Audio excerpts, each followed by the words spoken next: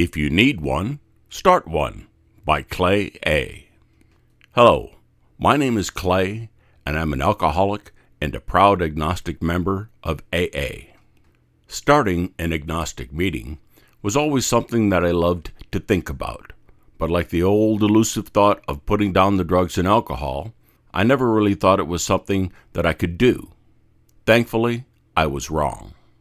With the help of AA Agnostica, some close friends and I were able to start an agnostic meeting in our hometown of Fairhope, Alabama.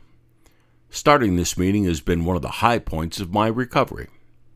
After a little bit of action on our part, we now have a meeting where we can share freely our beliefs or disbeliefs without feeling judged or pressured into prayer, and for that, I am truly grateful. I would like to tell you a little bit about why and how we did it. My wife started attending AA meetings about 9 years ago. She was a blackout drinker, so she was the one that had the problem. I was just a hopeless alcoholic/drug addict living in what I now know to be self-centered fear. But that's not so bad, right? Something changed in her and she stayed sober. I decided I should investigate these meetings to see if this was something that could benefit me. I attended my first AA meeting, and I noticed that these people were happy and sober, two things I could not relate to. How were these people doing this? I looked on the wall and read the 12 steps. I read them all, but the only word I processed was the word God. I get it now. These people are delusional. These happy, joyous, and free people are not in my tribe. If I was going to have to find God and be one of those religious bores, then count me out. My intellect was far superior to the intellect of these unfortunate people. With this attitude, I would go on using recklessly for another 3 years.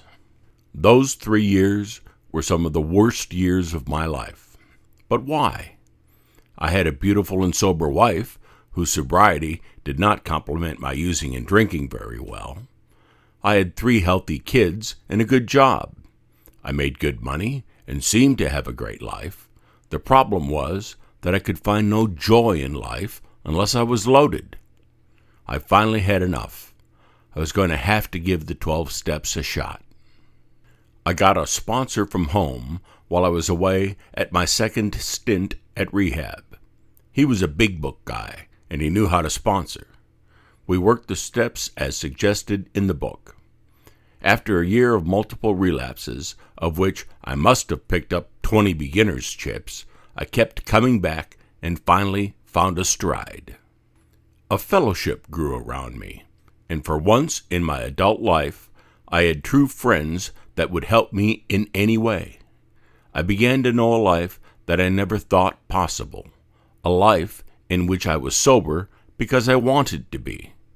AA gave me a life worth living. I was happy. However, it seemed that most, if not all, of my new friends in recovery came to know a higher power with such ease. I prayed. I talked the talk. I did what was suggested.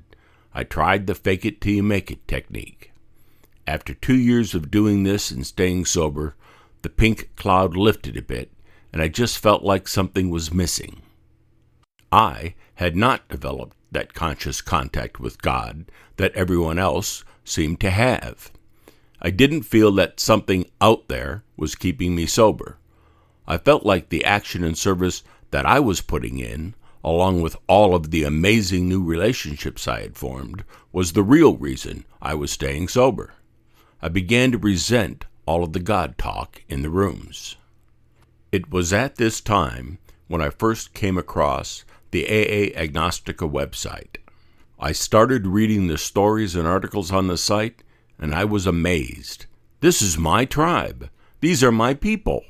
It was extremely refreshing to read stories of atheist and agnostic alcoholics that were living happy and usefully whole lives without feeling the nearness of our Creator.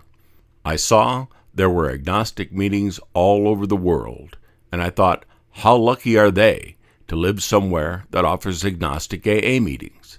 Living in Lower Alabama, I felt I could never be so fortunate to have a meeting like that where I live. Though I had found freedom in the website, my resentment toward the God talk grew, and I relapsed. I stayed out for about 7 months. Drugs and alcohol still were not the answer, but neither was the God that I felt that AA all but insisted I find. In my resentment, I had stopped carrying the message. The resentment was all that I could carry. I realized I had to get back in action. I stayed sober with the idea of action in helping the newcomer. I started sponsoring again. I was starting to share a little more honestly about the God issue. In sharing more openly about how I felt about God, I met others who were like me. Will P. was one of those people.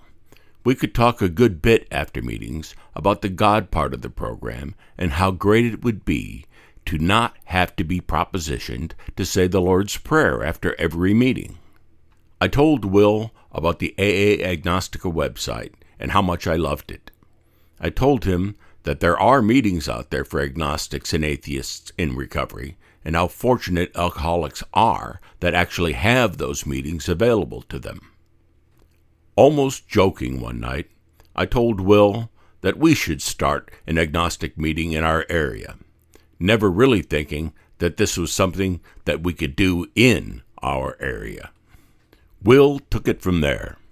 He checked out the How to Start an AA Meeting link on the AA Agnostica website.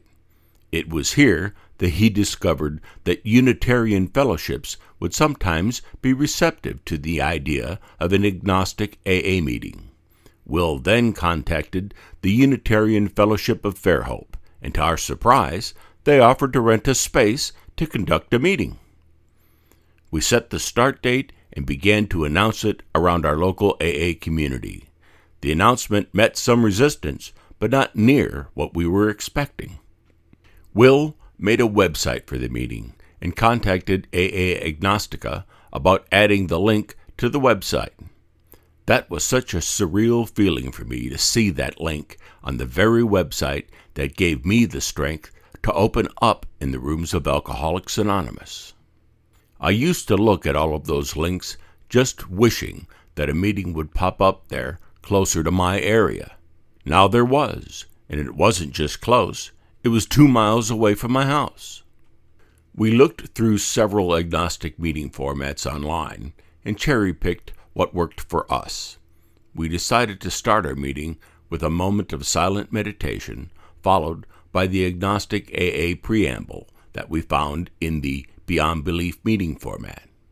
We then read the 12 steps from Big Book with the caveat that although we read them as originally written, we invite the individual to interpret them in a way that they find meaningful. We did it this way because we felt that changing them may hinder us from becoming listed locally with our AA district. We are here for the newcomer after all. The more suffering alcoholics that can find us, the better we can be of service. We then read Appendix 2, Spiritual Experience in the Big Book. In deciding what the third reading would be, my wife suggested a paragraph on page 317 of the Big Book. This is a passage in the story, My Chance to Live, in which the spirit of willingness and action are key. It fits perfectly in the tone of what we are trying to achieve with this meeting. We then pass out chips, make any recovery-related announcements, and present the topic for our discussion. We will typically use the Big Book, but we will not limit ourselves to only conference-approved literature. We close the meeting with the Responsibility Pledge. We had our first meeting on January 26, 2017. What an amazing night. Will and I were quite anxious about how this meeting was going to go, but in the end, the night was a total success. Here, on the eastern shore of Mobile Bay, we have an amazing community of recovering alcoholics. We had 23 people show up for the first meeting, including our DCM, his alternate, and other GSRs from local groups. They're going to add our meeting to the Fairhope District list and our area AA website. There were some that came to the meeting very skeptical, but left telling us how much they enjoyed the meeting and that they would be back. When putting the chips together for the meeting, I was able to find 9 of my beginner chips in a drawer in my room. We were surprised and happy to give away one of those beginner chips at the very first meeting. I heard people that I've known for years share more honestly about their relationship with their higher power, or lack thereof, than I ever had. Not everyone at the meeting identified as agnostic or atheist, but that didn't matter. Everyone enjoyed the meeting. We are going to have a group conscience after our 4th meeting to decide if we want to be a group and elect a GSR to represent Fairhope We Agnostics at the local level. Our goal with becoming a group is that we can have our voice heard at local and area levels. Starting this meeting has been an amazing experience for us. Something that we thought was going to be impossible turned out to be anything but that. Any fear and anxiety that we had in relation to this endeavor vanished after the first meeting. I truly believe that these meetings are extremely important for the future of AA. Agnostic AA meetings must be there to serve the growing number of people that do not identify with any form of religion or omnipotent creator God. We are here to carry the message to the newcomer. We agnostics of Alcoholics Anonymous can relate to the fellow freethinker better than anyone else can. If any of you out there are thinking about starting an agnostic meeting, go for it. There's no time like now. About the author. Clay A. is 37 years old and attended his first AA meeting 9 years ago. At one point, he put together 3 years of sobriety, and now his new sobriety date is December 16, 2015. Clay is happily married, and his wife has 6 years of sobriety. Over his years in AA, he has tried his very best to work the steps as they are, prayer included. There was always something missing, and that was a higher power, who many choose to call God. Clay has a new sense of freedom and recovery as a result of working on and participating in the new agnostic AA meeting. He is able to realize that his truth is just that, his truth. He doesn't have to pretend to be someone else now at AA meetings. As soon as Fairhope We Agnostics becomes a group via the GSO, it will become his home group.